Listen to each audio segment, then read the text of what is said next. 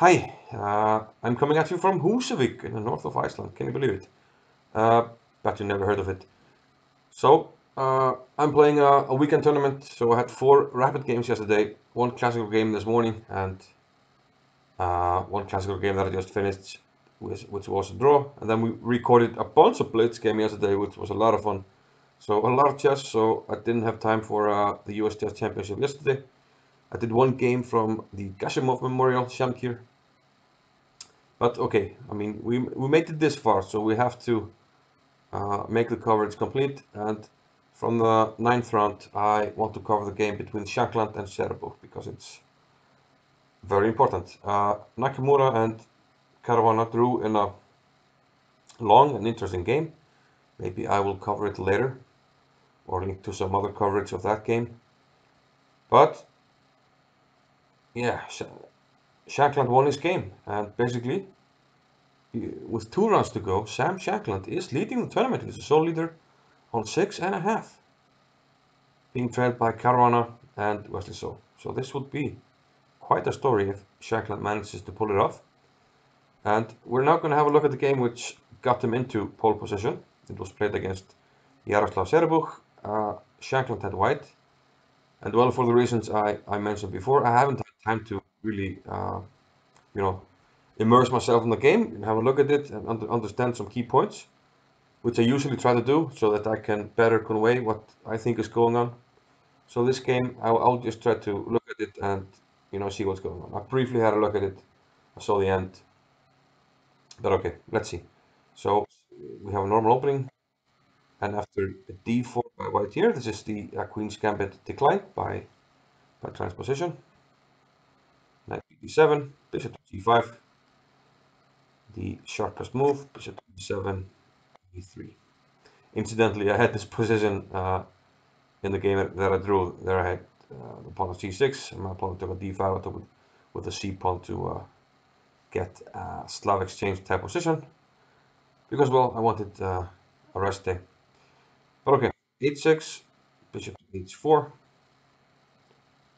black castles. So this looks like a fairly standard opening. Rook to c1. Rook is often quite useful here if you take on d5. c6, a3.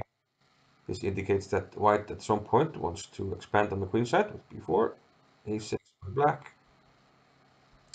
Flexible move. In some cases you want to take and play b5 and c5.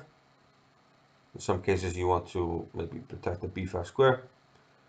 But a6 also, after c5, does weaken some squares here, and Shankland takes the chance to play c5, and you can see that in some cases white can get a clamp on the b6 square.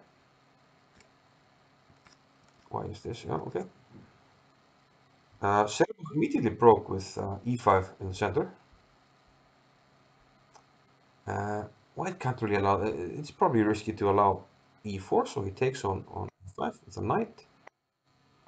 D takes and knight to d7. So white is temporarily up a pawn, but black will win it back. Bishop takes d7, queen takes, and queen to d4. So Zerebukh decides to go for the e5 pawn. If he goes for the other one, white will probably, well, protect it at some point, play f4, and bishop e2 castles and f4, f5 at some point. So taking on e5 seems like the logical choice. Bishop to e2. Okay, development and get castled. Queen to g5. There's no fork here because of queen takes d2, which comes with tempo. So g3.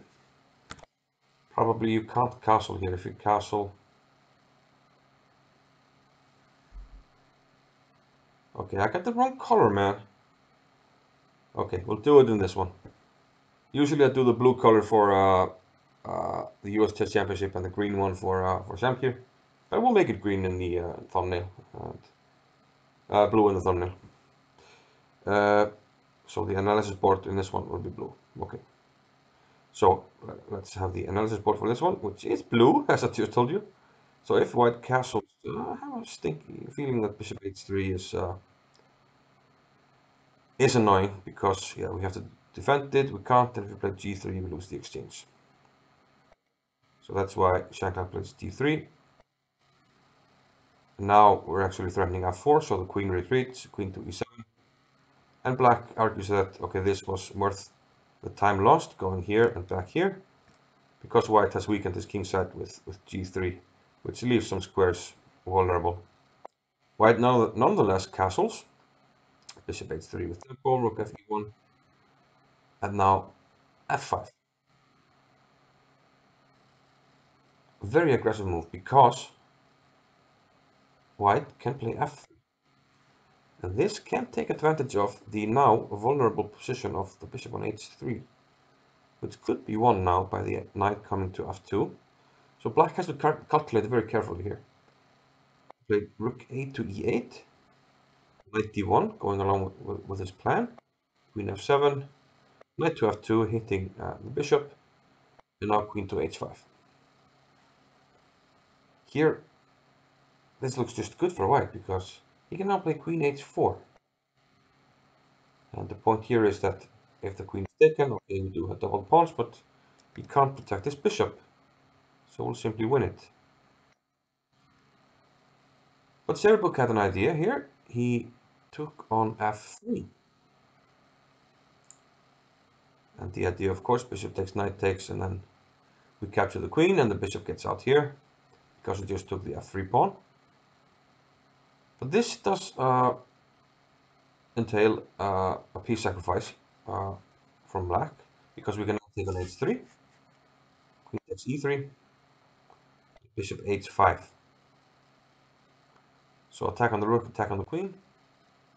There's only one good move, knight to f3 check, which forces white to take, as otherwise we just take the rook. So bishop takes f3, queen takes f3, and queen g2. So white has managed to simplify the position a bit. He's up a piece. He has to withstand some pressure, but overall it seems like, okay, it's 7 pawns against 5. It's only 2 pawns for the piece.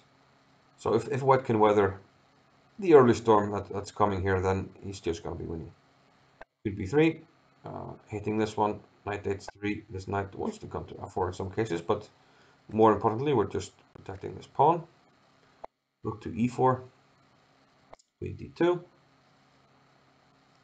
And yeah, the game now is just about white trying to keep control of the position, black trying to make something happen. So b6, okay, trying to open up some things here. Maybe queen takes in this diagonal. Knight comes back to f2. Could we take on b6? Probably. I don't see why not. Because he allowed him to take on c5 with a pawn. Seems to me that just taking here should be fine. I don't see why not. Okay, queen takes. And probably and now king g2 or knight f2. Even queen f2 play here. No, I'm gonna lose control of f4 maybe, so I will just queen f2. It should be fine. Okay, but okay. He did play knight f2. This allows rook takes, queen takes, b takes c5. Okay. So yeah, if you're taking with a rook on c5, then b takes e5. I mean, with a rook on e1, then b takes e5. But now we take with a queen on e1, we lost control over b2, so black takes b2. And again, I don't see anything particularly wrong with taking this pawn. So it does surprise me that he doesn't take the pawn here. Yeah, okay. Plays queen to c3, queen to b8. Of course, black doesn't want a trade. He wants activity. Knight to d3, b1, and f4 now. Okay. Black is trying to muddy the waters. He has to do it. I mean, if you allow white to consolidate, put the knight on f4, take on c6, it's just completely game over. So okay, nice practical try by Zerebukh. Now queen e4 jack, g5, and knight to g2. And yeah, reminiscent of my pattern recognition video about the knight protecting the king. And as illustration here, as the knight is covering some crucial jacks. Okay, the queen is covering them as well, but it's noticeable that the knight is covering a lot of ground here. Queen to f5, queen to e1, covering the back ranker. Queen to f6, rook c1, and now black starts pushing his pawns. Queen to c5, and now yeah, the knight on the worst. He wants to attack the pawns. Actually, I just had a look at the interview here, and Shankland said he thought, the pawns were just dropping off, and he missed queen d6. I think this is very, very much just winning for white either way. Knight b4 was the best move, which was pointed out by Maurice. Uh, yeah, the knight is come to d5, where it's very strong. But Shankland went 95. It's still much better for white. c3. I mean, the pawns aren't going anywhere, but maybe he lost a little bit of control. King c2, rook c7. Let's just see what happened. Okay, c2, h4. We got the queen square under control. He did criticize this move, Shankland, because after the trade and a queen trade, a pawn on h4 will be much weaker than a pawn on g3. And the computer seems to agree, and here the advantage is at the minimum. King to f3, takes this. So white has to be careful because he has to end up with one pawn. If it's rook and knight, it's a draw. So, okay, rook c3, king e4, and the bad news is we're losing one of the pawns. Rook takes a3. But the good news is we're getting some back. King takes d4, and still we got this covered. Rook c8, knight c5. Closing the c file so we can take on c2. And here, okay, rook h2, we have to hold on to this pawn. And here, rook g8. I also saw a quick interview with Caruana where he mentioned that black should just start pushing the a-pawn. And white will have to give attention to this pawn, which would give black hopefully enough time in the future to go and capture this one, which is the key pawn to secure the draw. Rook g8 immediately. However, about knight to e4. And let's have a look at what happens. This looks tempting because it looks like we're winning the pawn, but king to e5. And now we can take, because this is actually going to mate in a few moves. There's no square for the king. Game over.